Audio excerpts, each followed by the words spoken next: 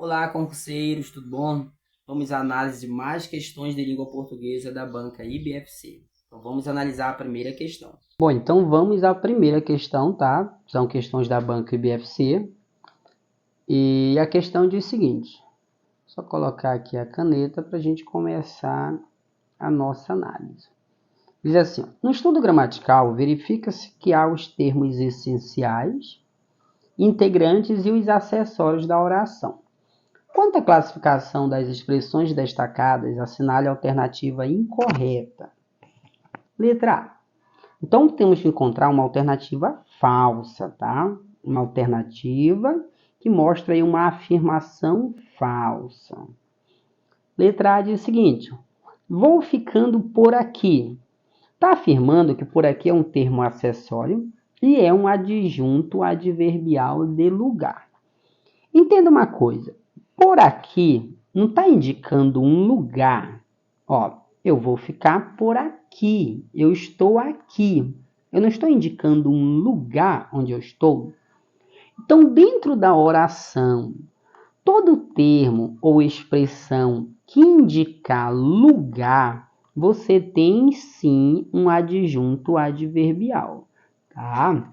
Aí que eu falei uma coisa, escrevi outra aqui, lugar. Então, o que indicar lugar é classificado como adjunto adverbial. E nesse caso, de lugar. E o adjunto adverbial, ele é sim um termo acessório, porque ele pode sair da oração.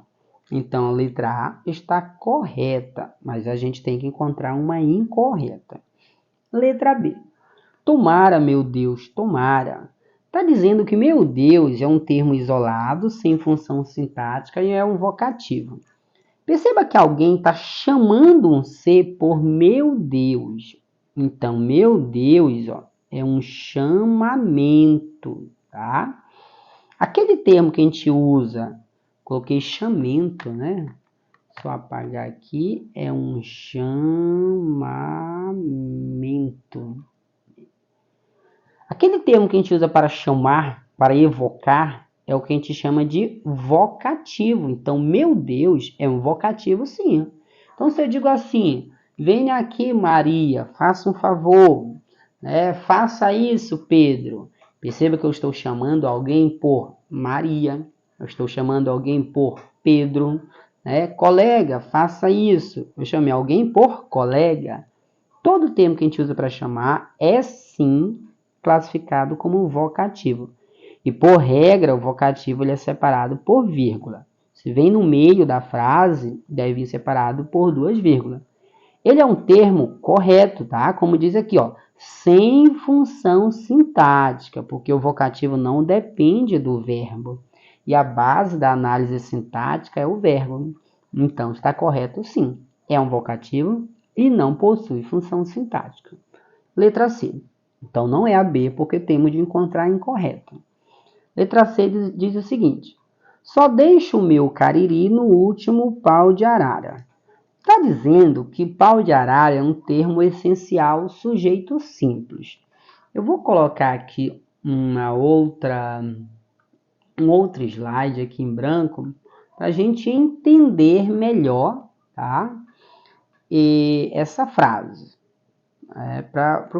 Para analisar melhor para você, porque aqui nesse slide da questão quase não tem espaço. Então, só deixo o meu cariri. Como está falando de sujeito, vamos pegar a parte do verbo. Então, só deixo, né, o meu cariri. Cariri, no último pau de arara.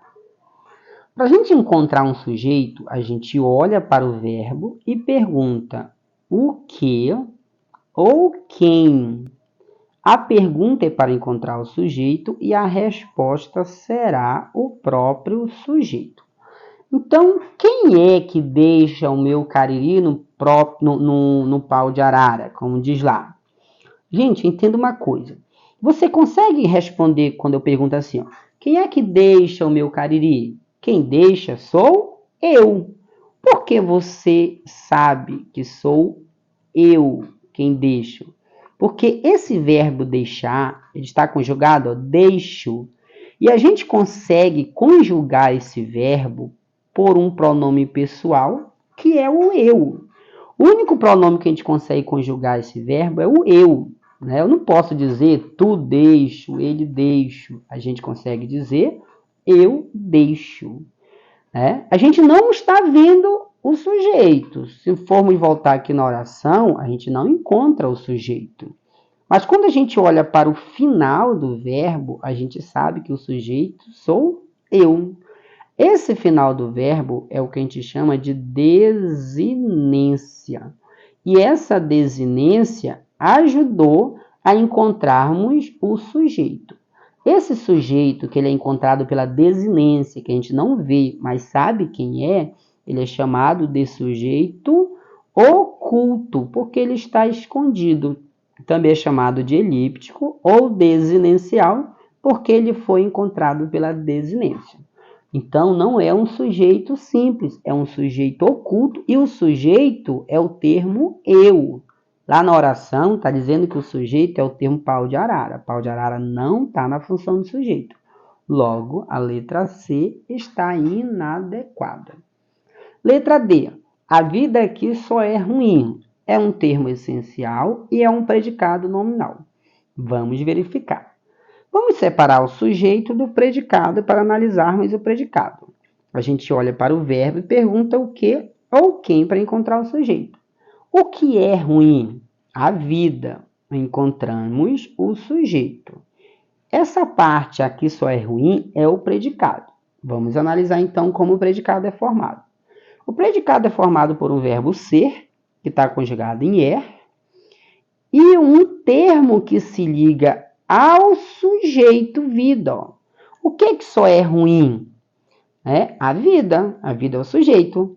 Esse termo ruim, ele é um adjetivo que se liga ao sujeito vida, por meio de um verbo ser. Esse verbo ser, ele é chamado verbo de ligação, tá? Esse termo ruim, que pode ser um adjetivo, que no caso aqui é um adjetivo, mas poderia ser uma locução adjetiva, se liga ao sujeito.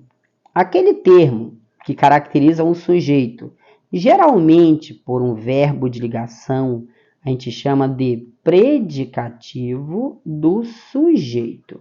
Então, perceba que o predicado ele é formado por um verbo ser, que é um verbo de ligação, mais um predicativo do sujeito. Quando o predicado é formado por um verbo de ligação mais um predicativo, que é o adjetivo ou locução adjetiva, a gente vai dizer que esse predicado ele é um predicado nominal. Tá? D está corretíssima. Mas nós já analisamos aqui que o gabarito é a letra C. Tá? Vamos à próxima questão. Também da banca IBFC, diz assim: considere a oração e as afirmativas a seguir. Precisa-se de funcionário com experiência. Aí diz o seguinte, item 1. A oração encontra-se na voz passiva do verbo. Nós temos 3 vozes. A voz ativa, quando o sujeito pratica a oração. A voz passiva, quando o sujeito sofre a oração, a ação do verbo, tá? Voz ativa, quando o sujeito pratica a ação do verbo. Voz passiva, quando o sujeito sofre e recebe. E voz reflexiva, quando o sujeito pratica e sofre ao mesmo tempo. Mas vamos analisar, então, a oração. Precisa-se de funcionário.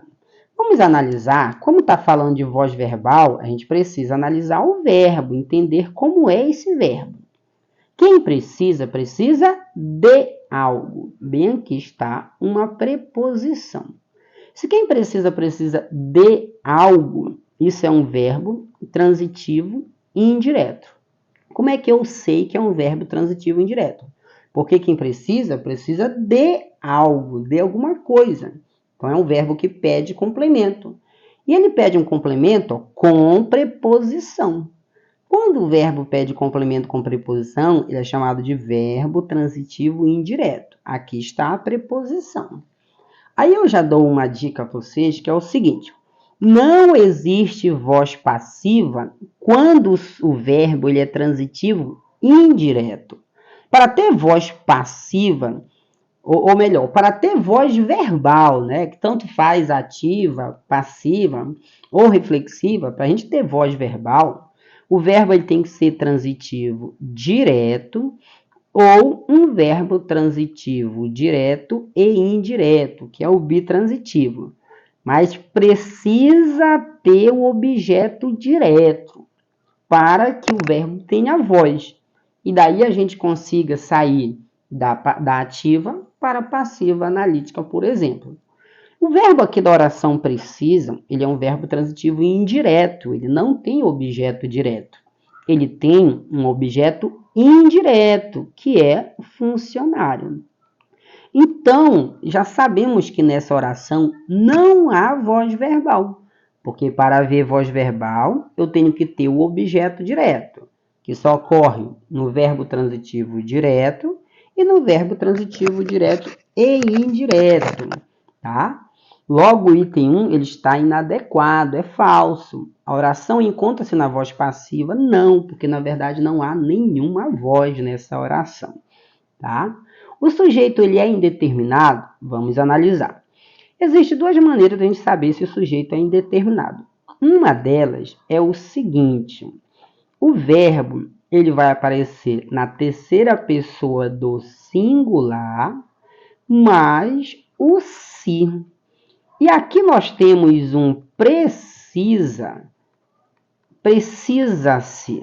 em que esse precisa está na terceira pessoa do singular, porque é ele ou ela precisa. Então, está na terceira do singular. E nós temos o se. Tá, ainda não vai confirmar que é um sujeito indeterminado. Então, primeiro, o verbo tem que estar na terceira do singular, mais o se. Se esses verbos, para que isso ocorra, para que o verbo tenha um sujeito indeterminado, terceira pessoa do singular, mais se os verbos forem, tá? Se os verbos forem os seguintes: um verbo transitivo indireto, um verbo de ligação ou um verbo intransitivo. E nós já sabemos que precisa é um verbo transitivo indireto. Então, isso confirma que o sujeito é indeterminado, porque alguém precisa de funcionário com experiência, mas não sabemos quem está precisando. Então, somente o item 2 está adequado, logo letra B. Vamos para a próxima questão. Analise a questão com cuidado, dê pausa no vídeo, faça logo você e depois você acompanha a resolução. Vamos lá então? Considere as afirmativas a seguir. Vamos ler o texto. O eleitor confia na honestidade dos políticos. Quem é o sujeito da oração? Só pode ser um mané. Vamos lá então. Item 1. Sintaticamente, o sujeito da oração na lousa, tá? Esse aqui, ó. Vamos voltar para cá, nosso olhar. É classificado como simples. Vamos ver. O eleitor confia na honestidade. Para encontrar o sujeito, a gente olha para o verbo e pergunta o que ou quem. A gente pergunta para encontrar o sujeito e a resposta será o sujeito. Vamos lá. Quem confia na honestidade dos políticos? O eleitor. Então, ó, o eleitor é o sujeito. Perceba que esse sujeito ele é formado por um núcleo só. Como é que eu sei que ele é formado por um núcleo só? Porque ele tem apenas um substantivo nele. O núcleo do sujeito ele é um substantivo ou uma palavra substantivada e que não pode sair do sujeito. Pode ser que em alguns sujeitos você encontre mais de um substantivo, mas não quer dizer que é sujeito composto. Se aquele substantivo ou aqueles não puderem sair dali, são importantes e a informação do predicado recai exatamente nele, é porque ele é um núcleo. Se você tiver mais de um substantivo que não pode sair, é porque você tem dois núcleos ou mais. Então, o sujeito ele é formado por o e eleitor. E o núcleo, ele é um substantivo, ou palavra com função de substantivo. E aqui nós temos eleitor. Não dá para tirar esse substantivo da frase, senão fica estranho. O confia na honestidade, mas o quem? Então não dá para sair eleitor, porque ele é o núcleo do sujeito, ele é a palavra importante. Tá? E quando a gente pergunta para o verbo quem confia na honestidade, a informação recai exatamente em eleitor. Então, eleitor é o núcleo do sujeito. Quando o sujeito é formado por um núcleo só, ele é classificado como sujeito simples. Então, o item 1 está correto. Tá? Logo, a gente já anula o AB, a gente já anula a D. Vamos ver o item 2. O verbo empregado na oração escrita na lousa é transitivo direto. O que é um verbo transitivo direto? É aquele que pede um complemento sem preposição. Para você encontrar um verbo transitivo direto, você pergunta o que ou quem para o verbo, tá? E assim você sabe que você está diante de um verbo transitivo direto que vai pedir objeto direto. Vamos ver. Quem confia, confia em alguém. Quem confia, confia em alguém. Confia na honestidade. Então, a gente já sabe que esse verbo ele não é transitivo direto. Porque a gente olha para ele e pergunta, quem confia, confia em, né? No caso, em alguém. Então, não é transitivo direto. É um verbo transitivo indireto. Aqui está a preposição. Dentro desse na tem uma preposição em, que a gente chama de contração. Em mais a formou na. Então, aqui tem preposição. Então, ele é um verbo transitivo indireto e não direto. Logo, apenas o item 1, letra A, está correto. Vamos à próxima questão. Dei pausa no vídeo, analise a questão inicialmente, tá? Para depois assistir a análise. Também da IBFC. Assinale a alternativa que completa corretamente a lacuna. O rapaz contou uma história, não acreditei. E então, que não acreditei, a qual não acreditei, em que não acreditei ou onde não acreditei. Muitos poderiam dizer que é a qual, né, não acreditei ou que não acreditei. Porque na fala do dia a dia, na linguagem formal, a gente usa muito esse daqui. Só que aí tem um erro. Por quê? Porque aí a gente esquece, tá, da regência do verbo. Essa questão ela é sobre pronome relativo, mas também ela é sobre regência verbal. Tá? Quando a gente quer usar um pronome relativo, a gente tem que entender que se tem um verbo que pede preposição, a preposição precisa aparecer na frente do pronome. Então, aqui eu tenho o verbo, não acreditei. Quem acredita, acredita em alguém, em alguém ou em algo. Então, é um verbo que pede preposição, pede complemento com preposição. Então, isso é um verbo transitivo indireto. Bem aqui está a preposição. Então, nesse caso, para a gente colocar um pronome relativo, a preposição precisa aparecer. Porque, entenda, o pronome que aparecer aqui, o seu referente, é história. E quem acredita, acredita na história. Se você fosse reescrever esta oração, retirando o pronome relativo, você iria dizer assim, eu acredito, eu acredito história. Você iria falar dessa maneira? Eu acredito história? Certamente não, está faltando algo bem aqui, que é a preposição, né? Na, que é a preposição em, mais o artigo a.